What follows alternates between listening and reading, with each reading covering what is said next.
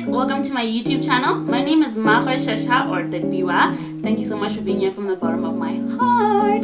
Today I thought I would share 6 tips on how I gained confidence in being a new mom. When my baby was born, he's a year old now, I doubted myself in so many aspects.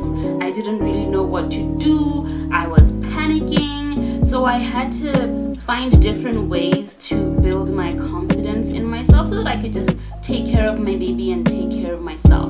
So I hope that these tips that helped me will help you guys too.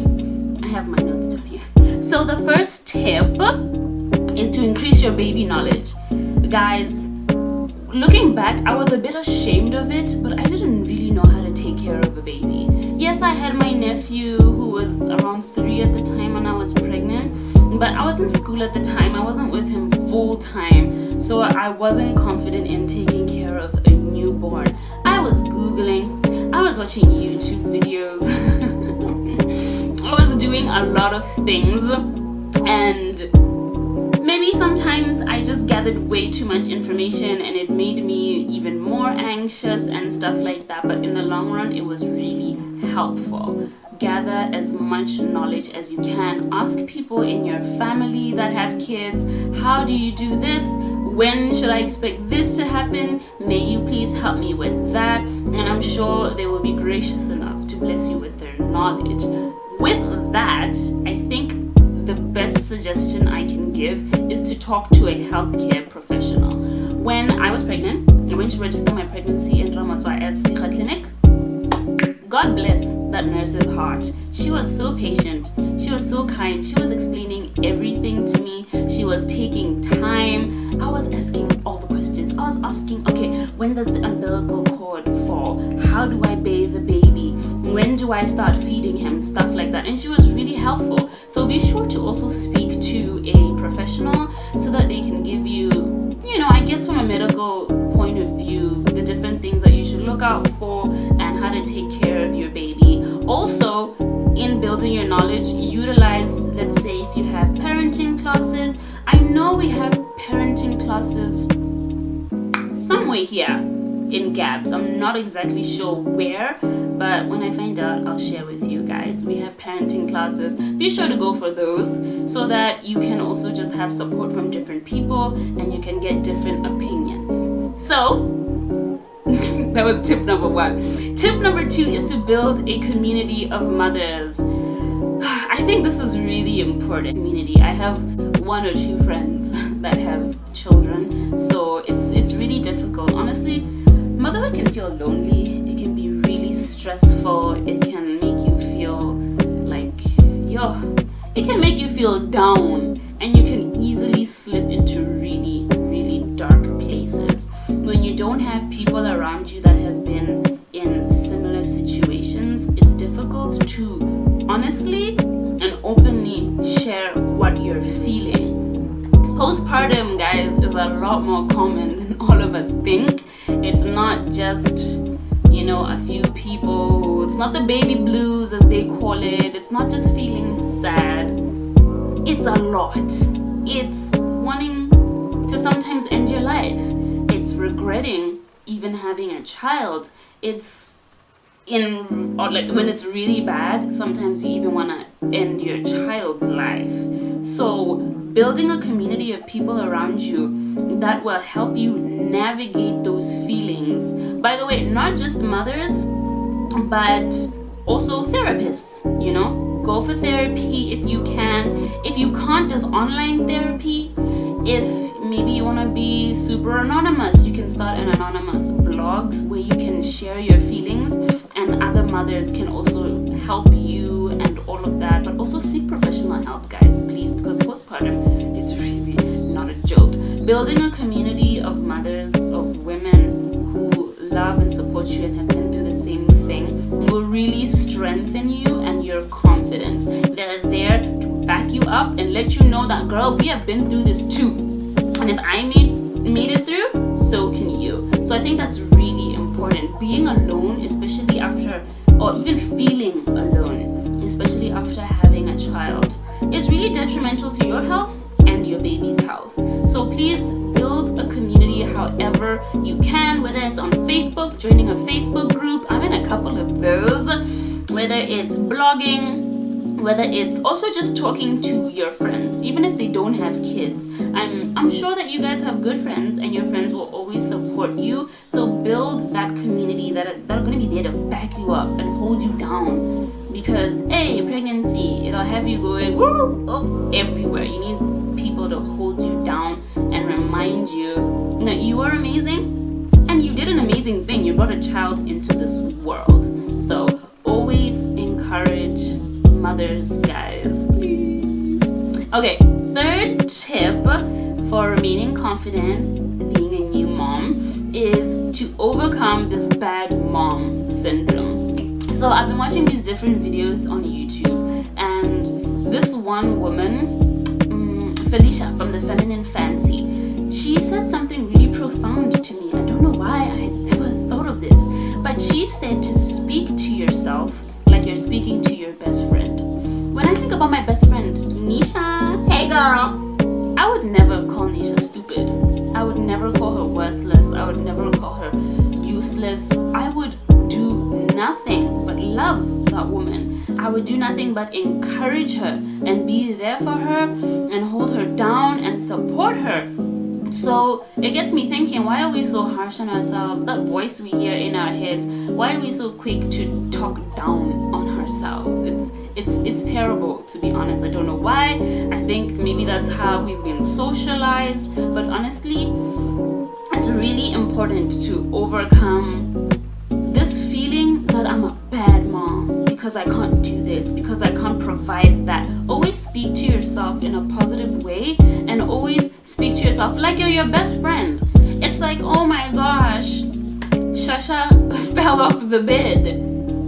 The first instinct will probably to be like, I'm terrible. How could I leave my child on the bed to fall off? Where was I? I'm horrible. All that jazz. But if you're speaking to your best friend, you would say something like, girl, he was sleeping. How are you to know when exactly he was gonna wake up? He's young. You probably weren't even expecting him to be able to roll off and crawl off and stuff like that. So don't beat yourself up. These things happen. What's important is that your child is okay. Next time, you can be more careful. You can put something to block him or make him sleep on the floor or whatever to avoid that. So always speak to yourself like you're your best friend, and don't bring yourself down, guys. It's really easy to do that. So be sure not to. The next tip is to be selective with the advice that you take. Yeah, this one is really personal because not only as a mother, but just as a woman, we are talked down upon constantly. We are judged, and I don't know if it's patriarchy or whatever it is, but people, I don't know, sometimes people just feel like, I feel like people treat mothers like we're silly, like we don't know what we want, like it's the hormones. Don't even trigger me when people talk about hormones. Oh, don't worry, you're just emotional. No, I'm not emotional. I am very capable of making my own decisions and safe decisions that involve my child. Be selective with the advice that you take from people. Always listen, however. Don't say, I'm not gonna take advice. Not about it. Nah, just listen and then decide what it is that you take. Some people will say, feed your baby at 4 months. Other people will say, no way, you gotta feed them solids at 6 months. So with that information, this person saying this, the other person saying that, you just decide what's best for your baby. You know your baby better than anyone. You made the child. In fact, whether you made the child or not, whether you gave birth naturally, whether it was a C-section, whether you adopted your child, you are the mother, you are the parent. You take care of that child and you know that child. So as much as people are gonna come in and cloud your judgment with all their different opinions, be sure to filter out the ones that don't serve you. When people keep coming at you saying, why don't you do this, why don't you do that, you know, take a deep breath and just be respectful and say, you know, we're not deciding to do that with Shasha, or thank you so much for that. Yeah, or just change the topic. You don't even need to explain yourself. Just change the topic if you have to, because I know some people can be overbearing and really try and force what it is that they did on their kids on you. Be sure to just listen and understand where they're coming from, and then just, if you want to, take the advice, or just don't take it, because it's your child at the end of the day. As long as your child is safe and healthy and happy, you're doing everything right, mama. So the fifth tip that I have is to remind yourself that you're new to this. Guys, it's growth. What did they say in that Wale song? Whoever was speaking was like, it's growth. You can never be ready for it. That's just what it is. It's new. So just like I said in the beginning of this video, no one can prepare you enough for motherhood. People can tell you, yeah, this is gonna happen, that's gonna happen, and you know, some of the things that people say are true. Some of the things will happen, some of them won't happen to you. But always remind yourself that this is a new experience and you need to learn. Just like, as long as you're not putting your child in harm's way, you need to learn. And just like if you're learning a sport, when you're playing softball, you're gonna miss a couple of times. So you need to figure out, okay, when I'm holding the bat like this, I miss, right? So let me hold it like this, so that the chances of me hitting the ball out the court or whatever they say are higher, and stuff like that. So this is a learning experience. You try this out on your child, it doesn't work out. You try that out on your child, it doesn't work out. Even products that you use on your child, people are gonna say, no, use Sunlight. Other people use Epimax. Next thing he has a rash. Next time he doesn't have the... Just don't beat yourself up. I can hear Shasha crying. Don't beat yourself up. You are learning. It's a new experience. You will literally get better with time. I've only been a mother for a year, and I'm only now feeling better. Like I feel like I know, like I feel like I'm attuned to my child better now. I know when he's hungry, I know when he's sleepy, I know when he needs cuddles, I know when he's being naughty and I need to discipline him, I know when to just leave him and all that stuff. So you will get better with time. That's all that really matters. Just be patient with yourself. It's not, some people don't even really connect with their child for years, and that doesn't mean that there's something wrong with you. It's a learning experience. So be patient with yourself, you'll get there. Oh my goodness, this is the last tip. Number 6. Pretty obvious, I guess. Take care of yourself. Please take care of yourself. Set aside quiet time. Continue to do the things that you love, honestly. I like journaling and I like doing yoga. So whenever Shasha was asleep, oh my gosh, I would run outside and I'd do my yoga and I'd work out. I don't work out anymore, but I used to. And I would work out. If you like reading, even if you can just read a couple of pages, even if maybe your baby's not asleep and they're bothering you, lay down with them, read to them. They won't remember anything, even if the book is a little, you know, not age appropriate. But just continue to take care of yourself, and always remember, people really don't lie, hey? It's like, if you don't take care of yourself, you can't take care of other people. What do they say? Pouring from an empty cup? You can't do that. You need to feel at peace with yourself so that you can take care of your baby. It's really important, guys, because I've noticed when I wasn't reading, I wasn't doing yoga, I was barely drinking water, I wasn't eating right, I was just sleeping all day, I wasn't taking care of myself. When I noticed myself going into those phases, I noticed that I was impatient, I was irritable, I was just, yeah, I wasn't the one, hey, I wasn't okay. So I think it's really important to make sure that you're okay. Go for therapy, go for a walk, go to the gym, give your baby to someone. Guys, no one will ever. They tried, and for a second I almost felt shame when I would get so overwhelmed and be like, someone please take this child.